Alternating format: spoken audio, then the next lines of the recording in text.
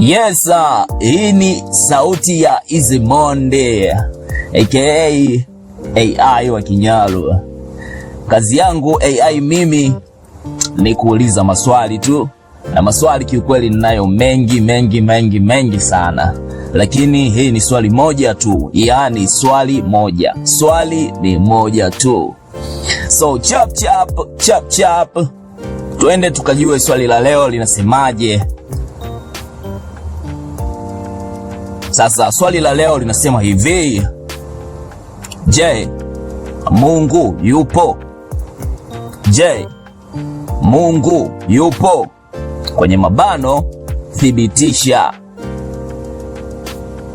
Yes, swali tumelisikia, fupi, linaloeleweka. Jibu linajibiwa na nani? Basi jibu linaenda kujibiwa na mtu anaitwa Mpaji. Huyu yeye ni mwalimu wa masomo ya sayansi, lakini pia ni mwalimu wa masomo ya kiroho. Kwa hiyo kwa bahati nzuri tumekutana na miongoni mwa watu ambao wanasoma sayansi wachache na wanaamini katika uwepo wa Mungu, si ndio?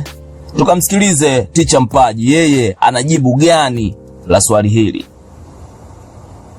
Ndiyo, Mungu yupo, na umetaka uthibitisho kwamba nithibitishe kwamba Mungu yupo.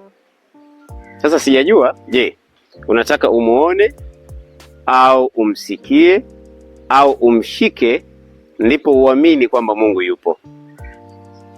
Labda nikwambie tu, mwenye jukumu la kuthibitisha kuhusiana na uwepo wa Mungu sio mimi wala mwanadamu yoyote, isipokuwa Mungu mwenyewe.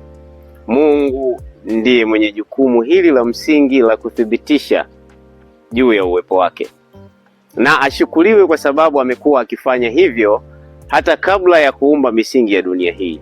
Tangu vizazi na vizazi hata sasa, Mungu amekuwa akithibitisha uwepo wake.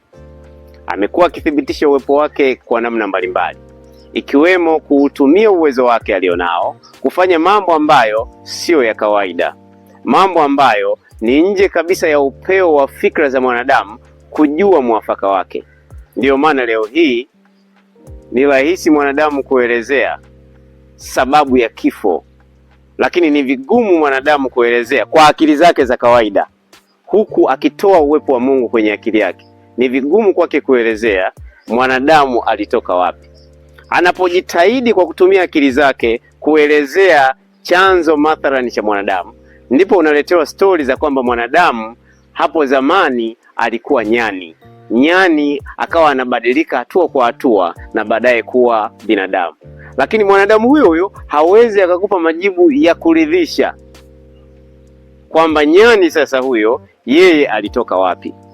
Kwa hiyo unagundua mwanadamu kuna vitu hawezi kuelezea si chanzo chake, kwa sababu kwenye akili yake yeye aliye chanzo, yeye ambaye kwenye Yohana 1:1 anaitwa mwanzo, hayupo kwenye akili yake. Kwa hiyo akijaribu mwanadamu kutafuta majibu au chanzo cha mambo mbalimbali anayoyaona hapa duniani, hawezi kupata mwafaka wake kama hatahusisha uwepo wa Mungu.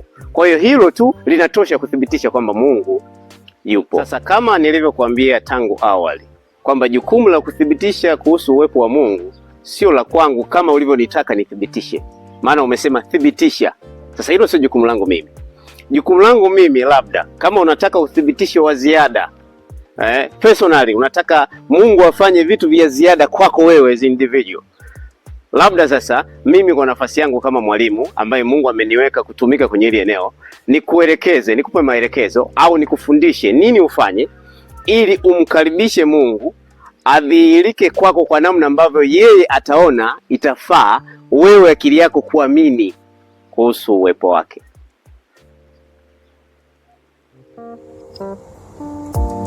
Jibu tumelisikia, swali tunalijua, na natumaini mwalimu Mpaji amejibu swali letu vizuri kabisa. Nikusihi tu uendelee kukaa karibu na mitandao yetu ya kijamii kwa ajili ya mambo mazuri zaidi yanayokuja. Mimi ni Easymonde, AI wa Kinyalu. Until next time, ciao.